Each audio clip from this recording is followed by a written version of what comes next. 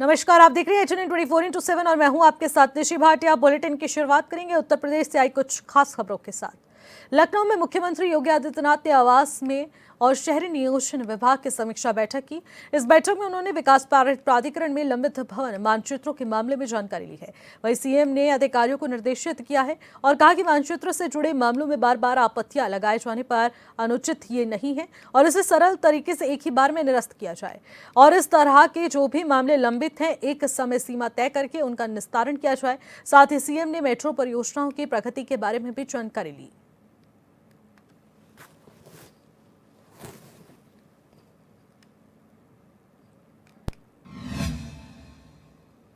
कानपुर में कांग्रेस संगठन को मजबूत करने और जमीनी कार्यकर्ताओं को पार्टी की मुख्य धारा से जोड़ने के उद्देश्य से नगर ग्रामीण कमेटी ने एक बैठक का आयोजन किया गया। बैठक में नगर ग्रामीण जिला अध्यक्ष संदीप शुक्ला ने कार्यकर्ताओं को संबोधित किया। इस दौरान उन्होंने कहा कि हम सभी एकजुट होकर अपने भविष्य को बनाने के लिए संघर्ष करते हैं और पुराने कार्यकर्ताओं को जोड़ने के साथ ही एक अभियान भी चलाना होगा ताकि युवा कांग्रेस पार्टी के साथ जुड़े और देश की राजनीति में सक्रिय भूमिका निभाए। हमारा जो AICC का अधिवेशन हुआ था अहमदाबाद में, उसमें कुछ संकल्प लिए गए थे। उन संकल्पों को धरातल पर उतारने के लिए नगर ग्रामीण कांग्रेस कमेटी ने ये बैठक बुलाई है। हमारे जो पांचों विधानसभाएं हैं, कल्याणपुर, महाराजपुर, घाटमपुर, बिठूर और बिल्हौर, वहाँ के कार्यकर्ता और नेतागण यहाँ पर उपस्थित हैं। आज हम लोग ये तय करेंगे कि किस तरह हमें बूथों पे जाना है। हर 15-20 बूथ पे एक मंडल बनाना है, ब्लॉक अध्यक्ष बनाने हैं, ब्लॉकों में कार्यकर्ताओं का निर्माण करना है, संगठन का सृजन करना है, वार्डों में सृजन करना है। इस तरह हमारी जो ग्रामीण कांग्रेस कमेटी है वो आपको 1 महीने के अंदर धरातल पे बहुत ताकतवर दिखने लगी। केंद्र सरकार की जातीय जनगणना के फैसले पर बीजेपी कार्यकर्ताओं में खुशी की लहर है। देवरिया में बीजेपी जिला अध्यक्ष ने मिठाई बांटकर और पटाखे फोड़कर खुशियों का इजहार किया है।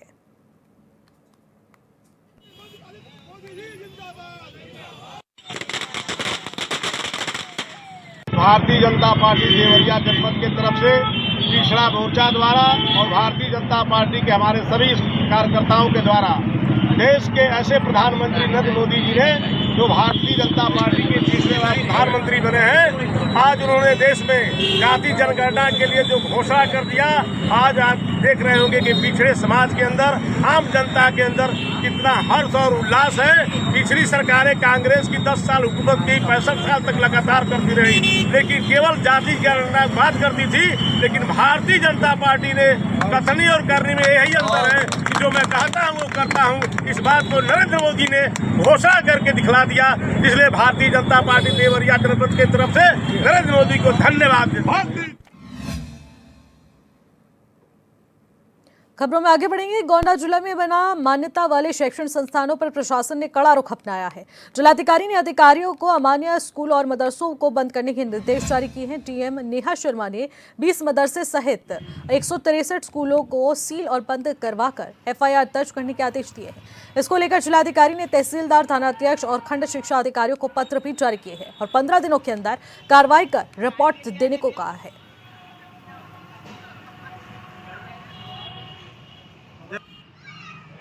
हम लोगों ने गैर मान्यता प्राप्त जो विद्यालय हैं उनकी सूची जो खंड शिक्षा अधिकारियों के माध्यम से मांगी थी, जिसमें 163 विद्यालय चिन्हित होकर हमारे पास आए थे।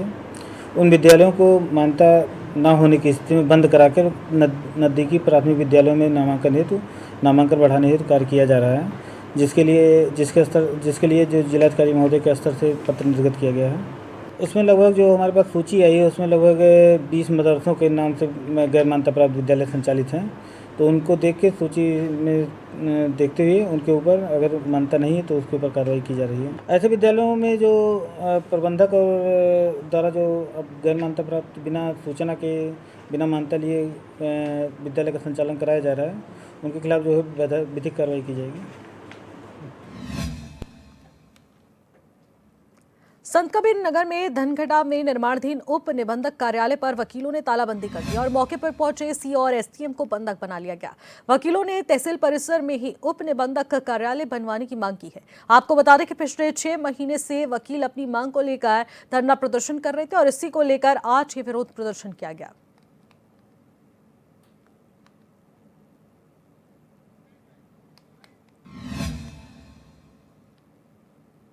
जौनपुर में खेतासराय थाना इलाके में एक व्यक्ति ने जिलाधिकारी को ज्ञापन देकर लेखपाल पर कार्रवाई करने की मांग की है। आरोप है कि जमीन मापने के लिए बुजुर्ग से लेखपाल ने रिश्वत की मांग की थी।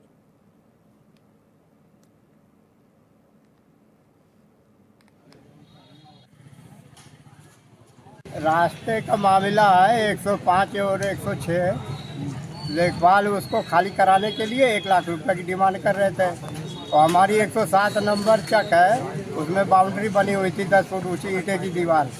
और पैसा ना देने के कारण वो हमारी बाउंड्री को गिरा दिए और जिस नक्शे से पैमाइश 3 बार हो चुकी है और कोई उससे फायदा नहीं हो रहा है। बार बार आते हैं, फॉर्मेलिटी पूरी करके चले जाते हैं, सही पैमाइश नहीं करते हैं। बिना आदेश बिना नोटिस के गिरा दिए हैं, सिर्फ पैसा ना दे पाए इसीलिए गिरा दिए 1 लाख रुपया सब। और जो है आज 30 तारीख में आए थे कानून को संजय सिंह, उसके पहले अखिलेश यादव, पुनीत कुमार, अनिरुद्ध सिंह, धर्मेंद्र कुमार, सब जो है नाप के गए हैं और 30 तारीख में बता रहे हैं आपका नक्शा छोटा है, इसको संशोधन कराइए, आपकी 2 बिस्सा ज़मीन बच जाएगी। हम कह रहे हैं हमको फालतू ज़मीन नहीं चाहिए, नक्शे के आधार पे जो है उसी को पैमाइश करके हमको दे दीजिए। लेकिन उसी के पास डीएम के यहाँ दरखास्त दे के जा रहे, पैसे की डिमांड कर रहे थे कि वही रास्ता खाली करवाना था। 106 में बात की खूटी है, वो एप्लीकेशन में भी डाले हैं 106 का, 105 का और 107 में कुछ एप्लीकेशन नहीं डाले, वो बाउंड्री हमारी 107 में गिरा दिए हैं सब। कानपुर के पनकी स्थित प्राचीन कछुआ तालाब अव्यवस्थाओं की भेंट चढ़ा हुआ है। मई 2022 में नगर निगम ने 70 लाख रुपए की लागत से कछुआ तालाब का जीर्णोद्धार कराया था। कछुए की देखरेख के लिए तालाब के बीचों बीच बालू व मिट्टी से ढेर का टापू बनवाया गया था, जिससे कछुआ प्रजनन कर सके। आपको बता दें कि इसके साथ ही चारों ओर पक्का घाट बनवाए गए थे और कुछ समय तो यहाँ पर स्थिति ठीक रही, लेकिन पिछले 1 साल से यहाँ की स्थिति पूरी पद से पत्थर हो चुकी है। दोनों मोटर और सौंदर्यीकरण को लेकर लगाई गई लाइट्स, बच्चों के लिए बनवाए गए चिल्ड्रन पार्क देखरेख के अभाव से बंजर पड़े हैं।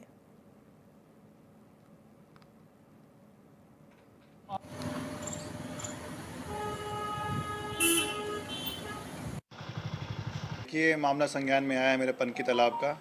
यहाँ पर अभी मैंने टीम भेज दी है और यहाँ पे जो लाइटिंग ख़राब है प्लस यहाँ पे जो पानी में कूड़ा है उसकी सफाई के मैंने आदेश दे दिए हैं। अगले कुछ दिनों में आपको वहाँ पे कार्रवाई देखने को मिलेगी।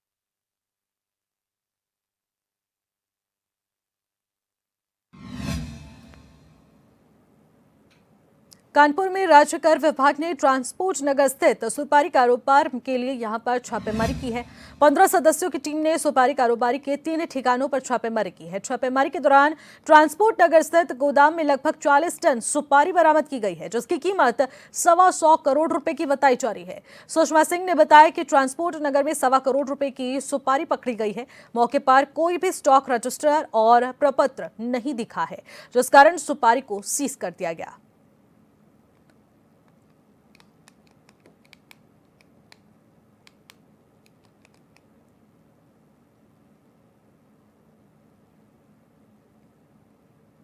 दो वाहनों से सुपारी का माल अनलोड किया जा रहा है। इसकी सूचना तत्काल अपर आयुक्त ग्रेड 1 श्री सैमुअल पाल एन सर को दी गई। उनके निर्देशानुसार तत्काल ही सचल दल के अधिकारियों को रेकी के लिए रवाना कर दिया गया। रेकी में इस तथ्य की पुष्टि हो जाने पर तत्काल ही एसआईबी की टीम भी रवाना हो गई। व्यापारी के 3 प्रतिष्ठानों पर लगभग 15 अधिकारियों ने रेड किया। देर रात तक चली कार्यवाही में 1 करोड़ 25 लाख का माल सीज किया गया, क्योंकि उसके पास इसका कोई स्टॉक रजिस्टर या प्रपत्र नहीं था। उसके पश्चात उसको व्यापारी की अभिरक्षा में दे दिया गया।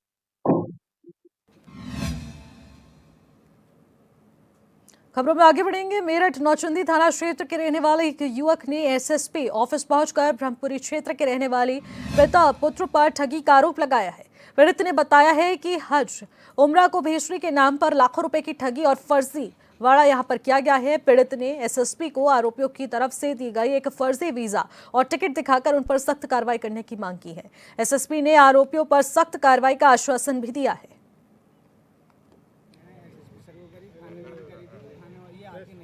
मेरा हज उम्रे का काम है।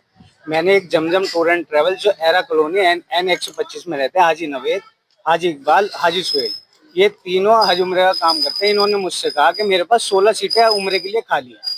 मैंने कहा ठीक है, तो मैं आपको हाजिर दे दूंगा, आप मेरे टिकट वीजा करा दो।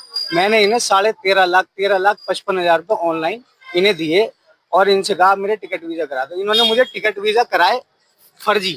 ये मेरे पास वीजा भी है जो फेक है, जो दिल्ली एयरपोर्ट पे जब हाजी गए उन्हें जाके पता लगा कि हमारे साथ फ्रॉड हुआ है। अब मैं इनसे कहता हूँ मेरे पैसे दे दो, आपने मेरे साथ फ्रॉड कर दिया, तो ये मुझे धमकी देते हैं, कहते हैं कि भाई हम पे कोई पैसा नहीं है आपका और आपसे जो हो सके वो करो। सर 13,55,000 रुपये फ्रॉड हुआ है। ब्रह्मपुरी थाने के एरा गार्डन के रहने वाले हैं। आप कहाँ के रहने वाले हैं? मैं करीमनगर के रहने वाले। जी मैंने शिकायत करी थी, इन्हें कई बार बुलाया थाने, लेकिन ये नहीं आते हैं और ये धमकी देते हैं। मैं इनके घर भी गया तो इन्होंने मुझे कह दिया कि अगर तुम अब के हमारे घर पे आ गए तो हम तुम्हें उल्टा फंसा देंगे। उम्रे के लिए लिए थे इन्होंने कि हम टिकट वीजा कराते हैं, आप हमसे ले लो। और इन्होंने मुझे ये दिए फर्जी वीजा दिए। ये रहे मेरे को फर्जी वीजा है, आप इन्हें चेक करवा लिए। मैंने इन्हें हर जगह चेक कराया। दिल्ली एयरपोर्ट पे जब हाजी पहुंचे तो वहां पे पता लगा इन्होंने हमारे साथ फ्रॉड कर दिया। अब ये मुझे उल्टी धमकी देते हैं कि हम तुझे उल्टा फंसा देंगे। इसी कड़ी में बहराइच में प्रशासन ने सैयद सालार मसूद गाजी की दरगाह पर मेले की अनुमति नहीं दी है। सिटी मजिस्ट्रेट शालिनी प्रभाकर ने मेले की अनुमति देने से साफ इनकार कर दिया है।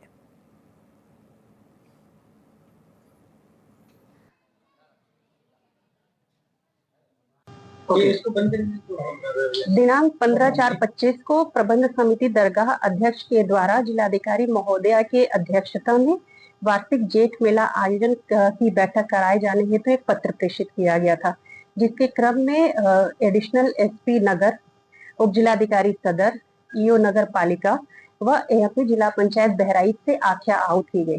इनकी आख्या में यह स्पष्ट लिखित है कि कानून व्यवस्था के दृष्टिगत व विभिन्न परिस्थितियां उत्पन्न होने के कारण इस समय वार्षिक जेठ मेला की संस्तुति किया जाना व अनुमति दिया जाना उचित नहीं है, जिसकी संस्तुति नहीं की गई है। इसी के क्रम में दरगाह मेला समिति प्रबंधक को अवगत भी करा दिया गया है।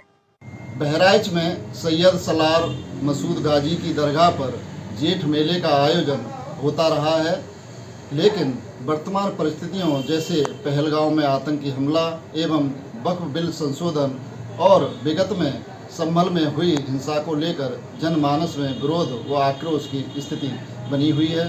अतः इन परिस्थितियों जैसे मेले में लाखों की भीड़ आती है, इसके परिदृश्य में इस दृष्टिकोण से शांति एवं सुरक्षा की दृष्टिगत इस आयोजन को कराए जाने हेतु संस्तुति नहीं की गई है।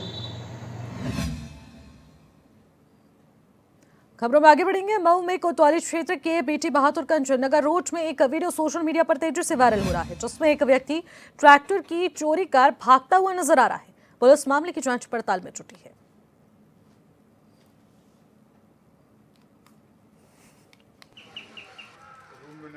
ये चोरी हुआ है, ट्रैक्टर चोरी हुआ है। अब इसमें कुछ कहा नहीं जा सकता है अभी फिलहाल जो है। अब सीसीटीवी में आया है, ये तो दिख रहा है कि आया है कोई एक लड़का है लगभग अब 25-30 वर्ष के आसपास, जो भी उम्र हो, समझ में आ रहा है सब आया है, देखा है। देखने के बाद जो ट्रैक्टर स्टार्ट करके तुरंत निकल गया है। हमको सुबह में 7:30 बजे हम आए हैं दुकान पे, तो ड्राइवर हमारे बताएं कि भैया एक ट्रैक्टर अपना नहीं है, कोई लेके गया है क्या? तो हम बताएं कि नहीं, कोई हमसे तो नहीं मांग के ले गया है। तो उसके बाद मौके पे जाके देखे हैं, वहीं सिंह पैलेस के बगल में गाड़ी हम लोग खड़ा करते हैं, वो आपस में हम लोग मतलब संबंधित हैं लोग, वहीं गाड़ी हमारी खड़ा रहती है। वहाँ जाने के बाद देखें कि टाली ट्रैक्टर नहीं है। टाली ट्रैक्टर न होने के बाद अब हम लगभग 15 मिनट तो 20 मिनट तो अपने कैमरे में हम लोग अगल बगल चेक किए हैं, और चेक करने के बाद जब समझ नहीं आया तो तुरंत हम 112 नंबर पे कॉल करके पुलिस बुलाए हैं। पुलिस आने के बाद पुलिस भी जो है कैमरे में दिखाया गया उन लोगों को, अब आगे की कार्रवाई वो लोग। मऊ के आजमगढ़ मोड़ पर हिंदू जागरण समिति के लोगों ने किसान नेता राकेश टिकैत के खिलाफ विरोध प्रदर्शन किया है। समिति के लोगों ने कहा कि राकेश टिकैत का अंडे और टमाटर से स्वागत किया जाएगा।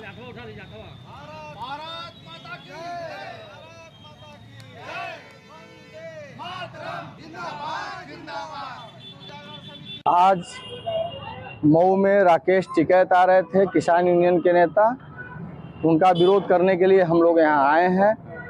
आज उनकी हिम्मत नहीं पड़ी कि मऊ आ सकें, अगर वो आते तो उनका अंडा, टमाटर और आलू से ज़बरदस्त स्वागत किया जाता।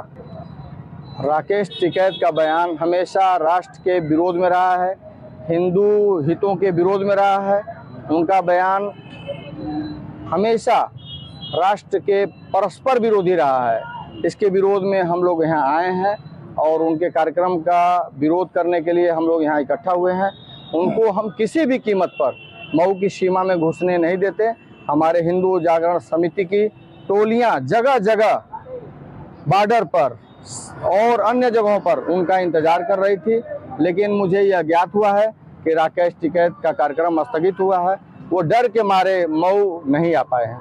अच्छा। हम अपनी टीम आजमगढ़ के मोहम्मदाबाद मोड़ पे और मिर्जाहाजीपुरा बलिया मोड़ पे और गाजीपुर तिराहे पर हमारी टीम मौजूद है और उनका विरोध करने के लिए तैयार है। हर सीमा पे अगर वो आते तो बिल्कुल उनका अंडे और टमाटर से जबरदस्त स्वागत किया जाता। उनको याद रहता कि मऊ में उनका स्वागत ऐतिहासिक हुआ है।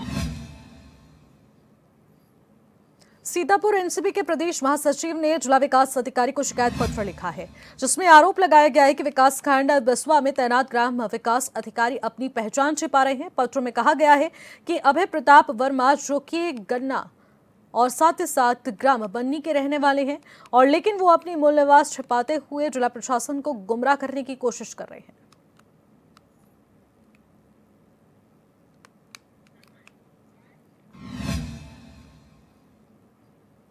राष्ट्रीय स्वास्थ्य मिशन के तहत लाखों खर्च कर कई जगहों पर आयुष्मान आरोग्य मंदिर का निर्माण किया गया है ताकि क्षेत्र की जनता को नजदीक में मेडिकल सुविधाएं मिल सके।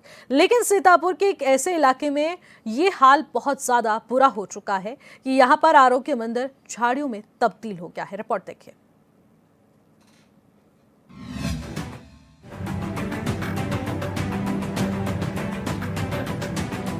सीतापुर जनपद के विकासखंड परसैंडी और हरगांव विकासखंड की ग्राम पंचायत बक्सोहिया में 2 साल से आयुष्मान आरोग्य केंद्र अधूरा पड़ा है। तो वही सीतापुर जिले में राष्ट्रीय स्वास्थ्य मिशन के अंतर्गत लाखों खर्च करने के बाद भी आयुष्मान आरोग्य मंदिर में ताला लटका रहा और पूरा केंद्र झाड़ियों में तब्दील हो रहा है। सीतापुर जनपद के खंड विकासखंड परसैंडी की ग्राम पंचायत गौरिया खला में राष्ट्रीय स्वास्थ्य मिशन के अंतर्गत लाखों रुपए खर्च कर स्वास्थ्य प्रशासन ने आयुष्मान आरोग्य मंदिर का निर्माण कराया था। लेकिन आज आरोग्य मंदिर को ग्राम पंचायत व जिम्मेदार अधिकारियों की उदासीनता के चलते झाड़ियों में तब्दील हो चुका है।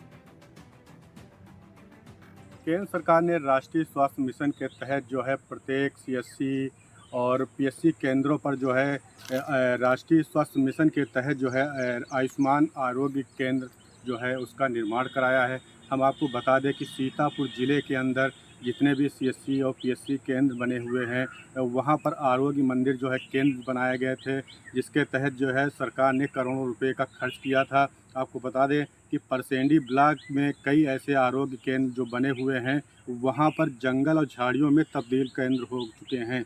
आपको ये भी बता दें कि स्वास्थ्य मिशन के तहत जो सरकार ने प्रत्येक ग्राम पंचायतों में शहरी क्षेत्रों में स्वास्थ्य अच्छी बेहतर सुविधा के लिए जिन केंद्रों का निर्माण कराया था, तो वहीं पर लाखों रुपए खर्च करके प्रत्येक ग्राम पंचायतों में इन भवनों का निर्माण कराया था। जिसके बाद वहाँ पर कुछ तो केंद्र बन गए हैं जिन पे झाड़ियाँ नज़र आ रही हैं, कुछ केंद्र ऐसे हैं जहाँ पर 2 सालों से उसका जो भवन जो निर्माण कार्य कराया गया वो अधूरा पड़ा है। इस भवन के चारों तरफ झाड़ियों ने उसे घेर लिया है। जिम्मेदार लोगों की लापरवाही की वजह से योजनाएं अधर में लटकी नजर आ रही है।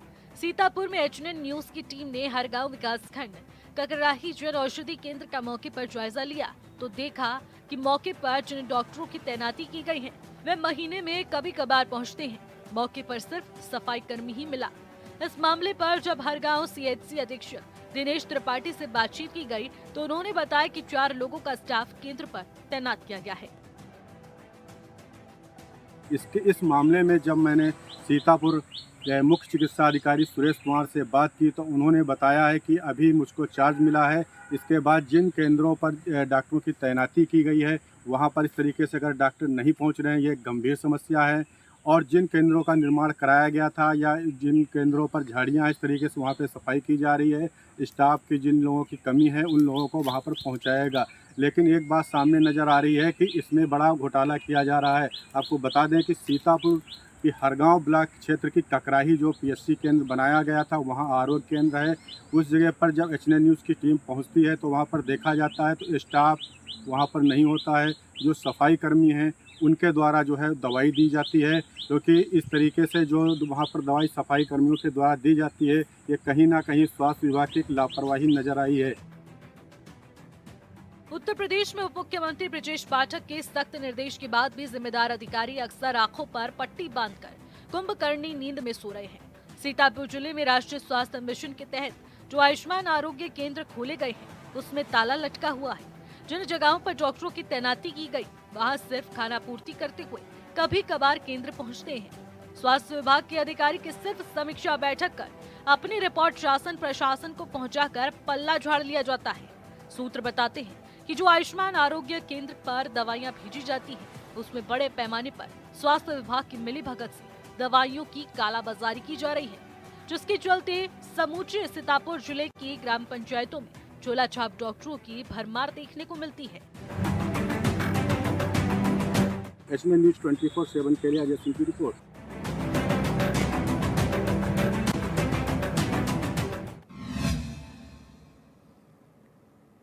फिलहाल इस बुलेटिन में मेरे साथ बस इतना ही। आप देखते रहिए एचएनएन 24/7। नमस्कार।